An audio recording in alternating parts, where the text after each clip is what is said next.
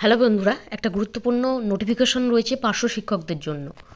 West Bengal central school service commission থেকে একটা গুরুত্বপূর্ণ নির্দেশিকা যেটা জারি করা হয়েছে, যে টেন্টেটিভ লিস্টটা দেওয়া হয়েছিল এলিজিবল ক্যান্ডিডেট যারা ফার্স্ট এসএলএসটি 2016-তে যে সমস্ত পার্শ্ব শিক্ষকরা 10% রিজার্ভেশন সিটে কোয়ালিফাই করেছেন তাদের যে লিস্ট আগেই দেওয়া হয়েছিল, সেখান থেকে 4 জন ক্যান্ডিডেটকে আরও এক্সট্রা হিসেবে ডাকা হচ্ছে। অর্থাৎ সেই যে লিস্ট সেখানে আরও 4 জন পার্শ্ব শিক্ষক কিন্তু জায়গা পেলেন।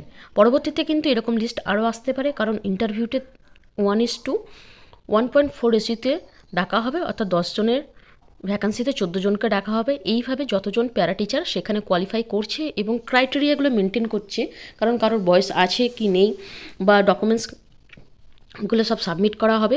তারপরে দেখা হবে যে কারা কারা ইন্টারভিউতে এলিজিবল হচ্ছে। সেই সমস্ত ক্যান্ডিডেটদের জায়গায় 10% যে প্যারা টিচারদের রিজার্ভেশনের লিস্ট রয়েছে আপার প্রাইমারি লেভেলে, সেখানে কিন্তু পার্শ্ব শিক্ষকদের নিয়োগের জন্য ইন্টারভিউ প্রসেস চালু হবে। তবে সেটা ঠিক কবে থেকে চালু হচ্ছে সেটা এখনও বলা হয়নি, তবে শীঘ্রই হবে।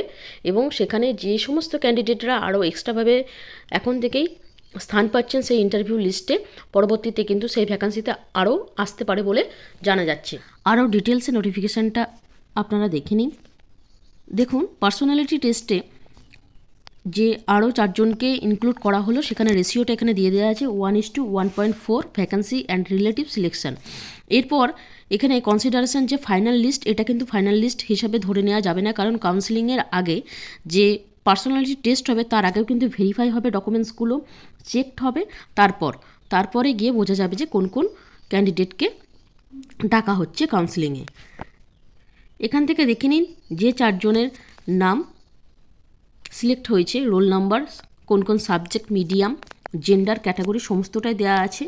এখানে টেটের রোল নাম্বারগুলো আপনারা জানতে পেরে যাচ্ছেন। এই সমস্ত ক্যান্ডিডেটকে কিন্তু পার্সোনালিটি টেস্টের জন্য ডাকার যে ডকুমেন্টস ভেরিফিকেশান সেখানে আগে সেটা করা হবে, তারপরে পার্সোনালিটি টেস্ট। পরবর্তী ভিডিওতে আরও আপডেট নিয়ে আসছি। এখন এই গুরুত্বপূর্ণ ইনফরমেশনটা আপনাদের সাথে শেয়ার করে দিলাম। এখনকার মতো এইটুকু। ভিডিওটা দেখার জন্য ধন্যবাদ।